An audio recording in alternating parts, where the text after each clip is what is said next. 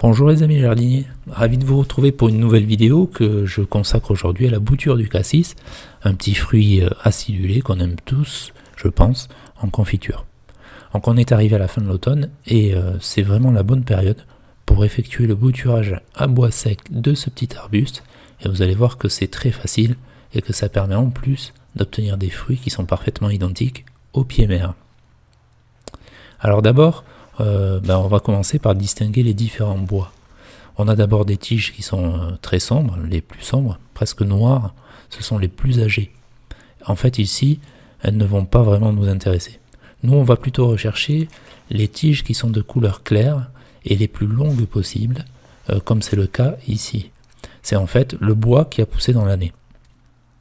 Avec le sécateur, on coupe d'abord un morceau sur le haut d'environ 20 cm.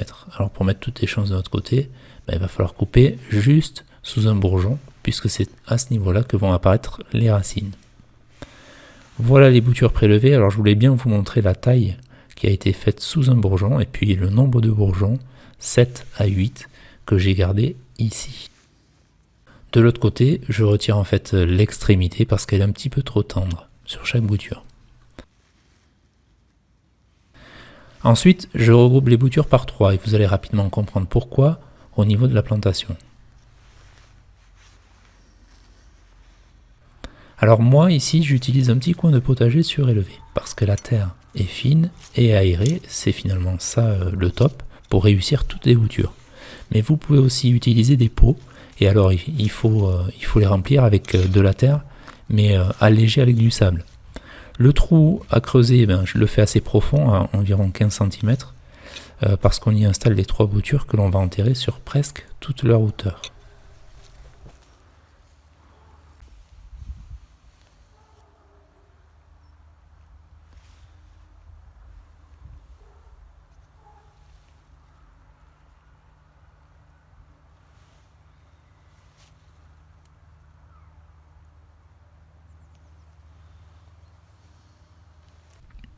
Alors j'ai zoomé ici pour vous montrer la disposition des 3. Elles forment un triangle à la base, et je pense que c'est pour ça qu'on parle de bouture en pied de marmite.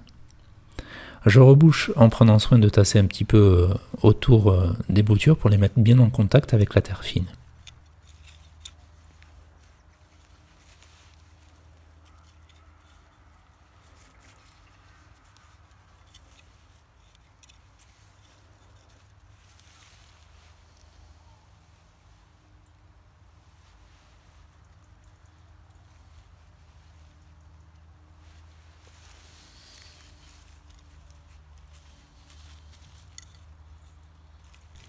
Voilà, c'est fait.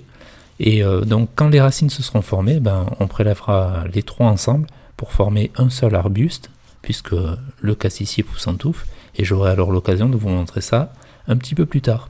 En attendant, bon jardinage, portez-vous bien.